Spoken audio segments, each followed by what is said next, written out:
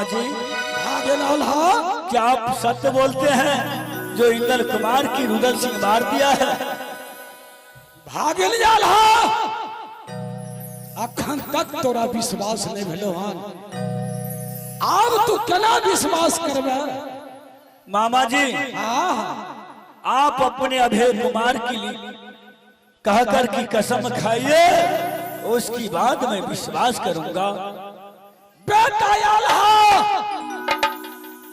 बेटा भाई कुमार के कसम खा के कहे छियो तोरा पुत्र के हरुदला काशी घाट में बलिदान दे दे।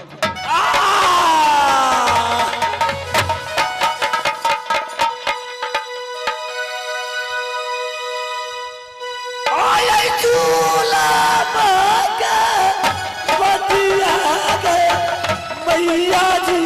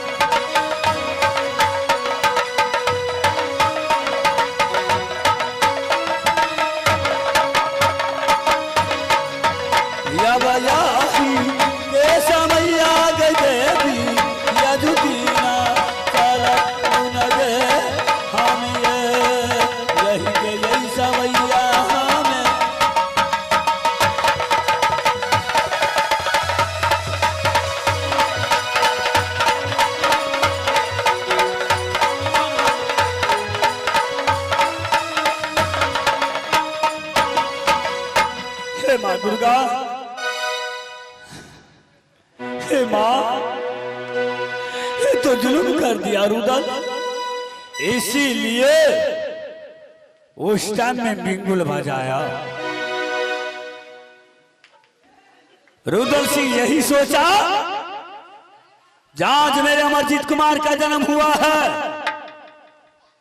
अगर इंदल कुमार राज महब्बा में रहेगा तो आधे की राज हो जाएगा। इसी सोच करके गंगा हरिद्वार मेरे इंदल कुमार की ले गया है। उस टाइम में मैं जाने से मना किया और रुदल सिंह ने हंट पकड़ लिया, जो इंदल कुमार के मैं ले जाऊंगा तो ले जाऊंगा। आज तुमने इंदल कुमार के जैसे बलि दिया है, इस समय तुम्हारे भाई नहीं, मैं हंकाल चंडाल का रूप में मैं तुम्हारा जिंदा चबा की खा जाऊंगा। मैं इस समय अपनी महारानी की बुलाता हूं और बुलाने के बाद मैं उस दुश्मन का इंतजार करूंगा कब मेरा पास आएगा। जैसे तुमने इंदल कुमार के आज बलि दिया है, ऐसे राज महब्बा में तुम्हारा भी मैं बलि अपनी हाथ से दे दूंगा।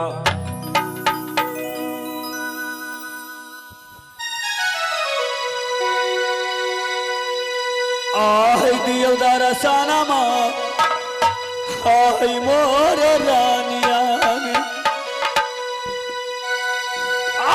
चुलावा का बतिया बीती गया भैया वाला दैरा जा गया